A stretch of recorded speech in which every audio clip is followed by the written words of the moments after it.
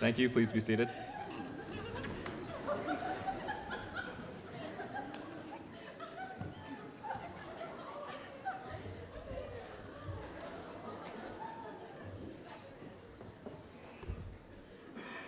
Good morning, everyone. We are going to sing. When we get back from holiday, we get back on Sunday, and then, thanks, Reggie and Griffin. We get back, and the next day is Remembrance Day. So we're going to sing a couple of Remembrance Day hymns, which are actually, if you think about it, actually very appropriate for Halloween as well. The first one is number 20, O Valiant Hearts. Mrs. Tiro was going to lead us through it, but she has a cold. And I was going to sing, but then I thought, no, that wouldn't be such a good idea. So I'll just ask Ms. Daniel to play through the verse one time. Hymn number 20, O Valiant Hearts.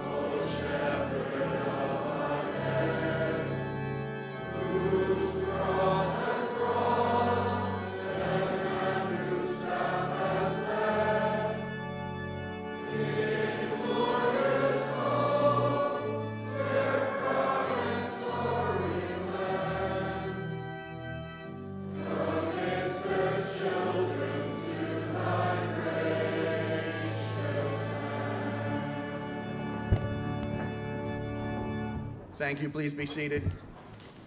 You are pros. Thank you. That sounded wonderful. And you look wonderful today. Congratulations on all your wonderful costumes. So it's rare that we're actually here on Halloween, and it's so fun to be here on Halloween. So happy Halloween, everybody. What a great holiday, really, if you think about it. There's free candy, for one thing, which is really great. Also, there's no presents, right? So there's no stress around getting presents and all of that. But perhaps the best of all is what many of us have done this morning, which is dressing up as monsters of various kinds, ghosts, vampires, hippies, etc. Really, when you think about it, how could anything be better than that?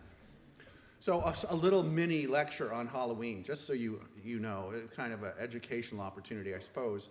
So Halloween's origins date back more than 2,000 years, far beyond the Christian era. And November 1st was the Europe's Celtic people's New Year's Day, and they called it, anybody know? Samhain. Do you know that word? Samhain was the Celtic New Year's. It's, obviously it's a time of year when days get shorter and we kind of live more in the darkness. So on Samhain Eve, spirits were thought to walk the earth as they traveled to the afterlife. Fairies, demons, other creatures were also said to be abroad. So in addition to sacrificing animals to the gods and gathering around bonfires, the Druids, who were the chaplains of the Celtic world, wore costumes, usually animal skins, to confuse the spirits and avoid being possessed or harassed by stray demons. So who has an animal costume? We have animal costumes. Just stand up if you're wearing an animal costume. Reggie and Griffin, yeah? Thank you. Those are wonderful animal costumes, so you can sit. So all of you, by wearing costumes, are participating in a ritual that is really, really old, almost unimaginably. We don't actually know how far back it goes. So Samhain was, of course, later transformed as the Christian church kind of co-opted pagan holidays, kind of took the pagan holidays and made them, kind of Christianized them, cleverly turned them into religious festivals. So in the 7th century, again, a long time ago, Pope Boniface IV decreed November 1st to be, anybody know? All Saints' Day, or All Hallows' Day. So it became a day to remember and pray for people who we love, who have died. So in Mexico, as we'll hear about more about in a moment, families celebrate this day as the Day of the Dead, La Dia del Muerto. And this too, interestingly, I just read, began as a festival among the indigenous Aztec people of Mexico. So again, thousands of years before the Spanish came, the Aztecs celebrated a midsummer festival of honoring the spirits of their ancestors. And of course, when the Spanish came, they moved the Day of the Dead to November 1st, right? So in spite of the church's best efforts to make all these pagan festivals more churchy, the night before Samhain, which we call Halloween today, continues to be observed with bonfires, costumes, parades, eating lots of candy. And it's, I guess my thought as I've thought about this is that it's kind of wonderful in a way when these traditions come together to form these hybrid holidays that we celebrate. So all of our holidays, Easter, Christmas, Halloween, they all are kind of hybrids of different traditions, and there's something very wonderful about that. Even though, we lose the purity of the original tradition, perhaps, it's a good thing, I think, for the human community when we can mix and match our traditions. And besides that, it's inevitable. It's just what's going to happen because it's what human beings do. We merge the different traditions that we have together. So Isabel's just going to talk a little bit about the contemporary Day of the Dead. So, come on up. Good morning, everyone. My name is Isabel Mies. I was born and raised in Mexico City. In order for you to fully understand the celebration of the Day of the Dead, or Dia de Muertos, you have to throw away all expectations that lead you to believe that this day is anything like Halloween. For us Mexicans, family is the most important thing in the world. Any true Mexican will be able to tell you stories about what it's like going to grandma's house and being force-fed until you feel like you're about to explode, or what it is like being asked repeatedly by your aunts and uncles during family dinners if you have finally found a boyfriend. As I said before, family is everything. It is a part of who we are and a fundamental part of who we choose to grow up to be. Our families are our biggest supporters, and they will stand by us and cheer for us no matter what. Family is the main reason why we choose to celebrate the Day of the Dead. Dia de Muertos is a celebration where we gather to remember, recognize, and honor family members that have passed away. During the dates of November 1st and November 2nd, families gather to pray and celebrate in hopes of helping support our loved ones in their spiritual journey. Mexican families set up altars, or as we like to call them, ofrendas, to welcome our ancestors' spirits back into our homes for the night. Ofrendas are filled with traditional Mexican flowers called flores de cempasúchil, sugar skulls, candles, papel picado, or colored paper, traditional food, and most importantly, the pictures of our family members who have passed away.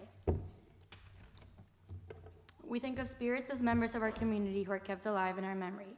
We choose to view death as a natural part of the human cycle instead of as a tragedy. We choose not to view this day as a day of sadness, but as a day to celebrate how lucky we are to be able to reconnect and spend a day with the people that we so dearly miss and love. During these 2 days, our country explodes with festivity and colors. The streets are filled with people, parties, dances, and parades. We pay tribute to our family members by sharing stories, singing songs, and going through old pictures, all whilst the little ones eat pan de muerto and the adults drink tequila. Dia de Muertos is a very special day for all Mexicans. We feel blessed to be given the gift of a day in which we get to reunite with our family members and celebrate their lives. Thank you, and Feliz Dia de Muertos.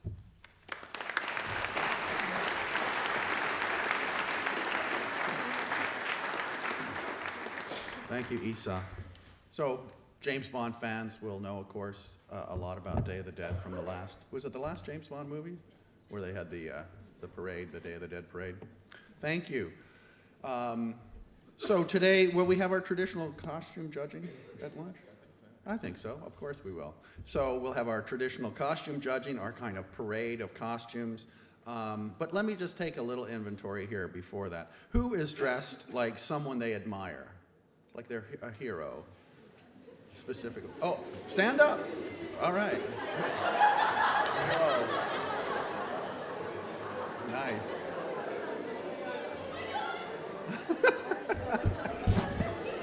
Okay, you can sit down. Thank you. Yeah, so a very common theme, right?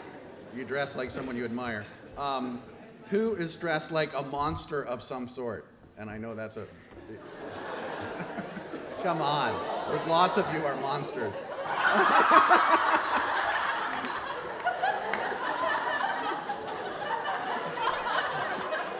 Thank you. You are really monstrous. That's wonderful.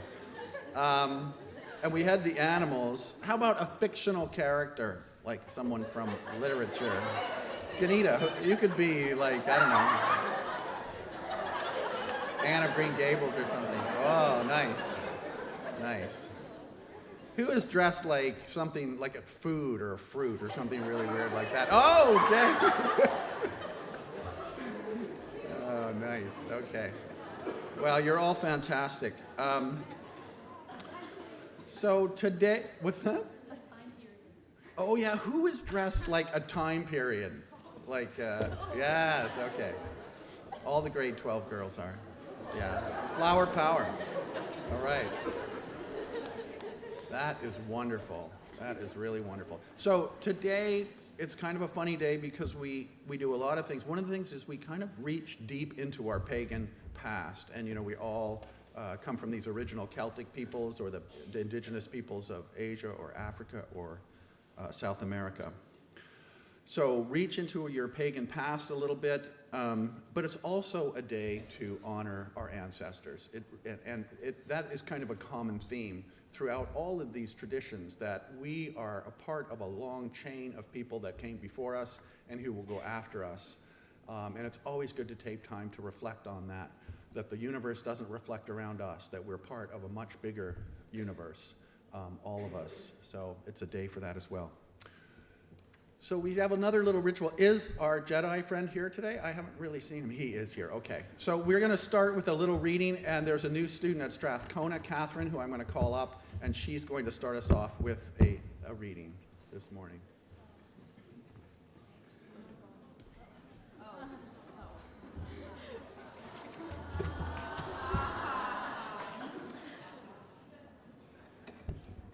A reading from the book of Judges. Samson fell in love with a woman whose name was Delilah. The rulers of the Philistines went to her and said, "If you can lure him into showing you the secret of his great strength and how we can overpower him so we may tie him up and subdue him, each one of us will give you 1,100 shekels of silver." Delilah said to Samson, "Tell me the secret of your great strength and how you can be tied up and subdued." So he told her, "No razor has ever been used on my head," he said, "because I have been a Nazirite dedicated to God from my mother's womb. If my head were shaved, my strength would leave me, and I would become as weak as any other man." The word of the Lord. Thank you. The story of Samson and Delilah. Thank you, Catherine. We hope you're settling in well and that the girls are treating you well. So can we cue the music, please?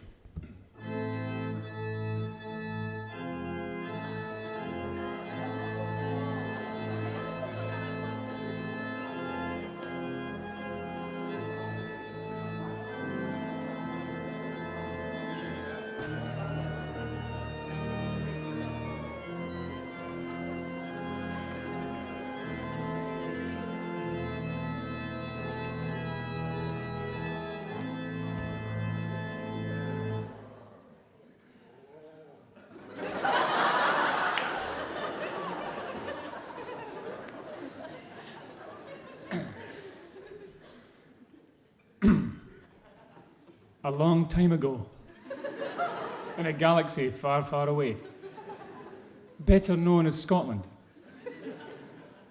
a young boy dreamed of becoming a Jedi. Every Halloween and every opportunity I got, I would don the robes and wield the lightsaber. Some would have thought this would dissipate as I grew older, but nay, it has strengthened.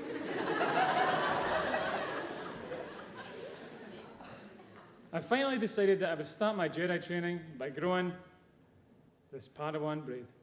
Many fans of soccer clubs I played for caught wind of this decision and joined me in representing the Jedi Order. I am proud to have been a part of a fun movement that brought positive experience for many. But I always knew this day would come, when I had to cut this Padawan braid off. And I would hope it would be for the right reasons, which it is.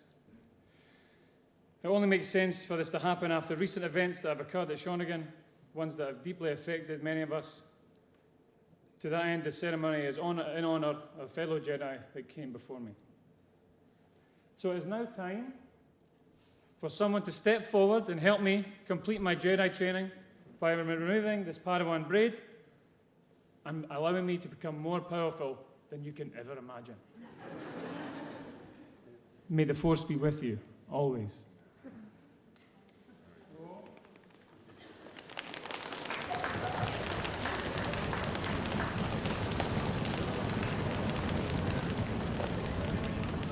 I'll let the Wookiee do it.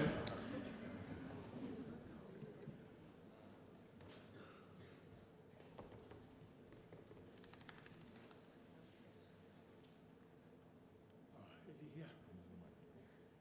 Ralph Fraser.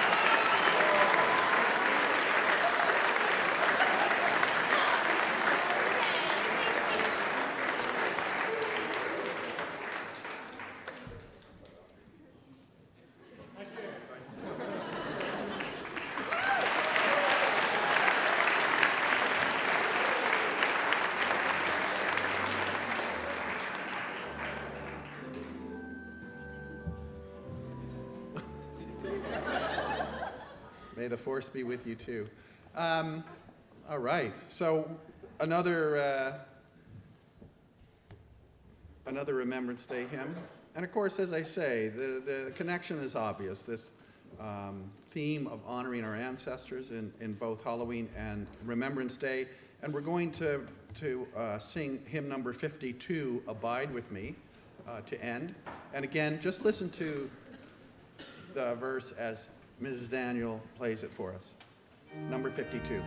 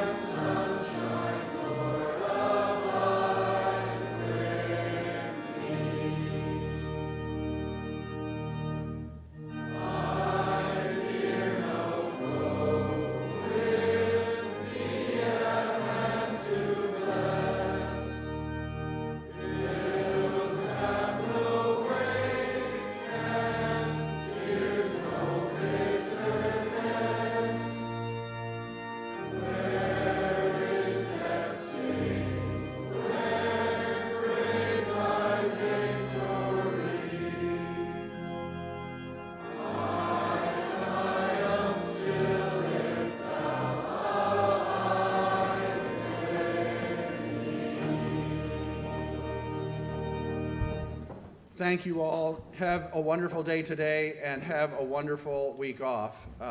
Get lots of rest and relaxation. Stay safe. And we'll see everyone when you get back. Thank you.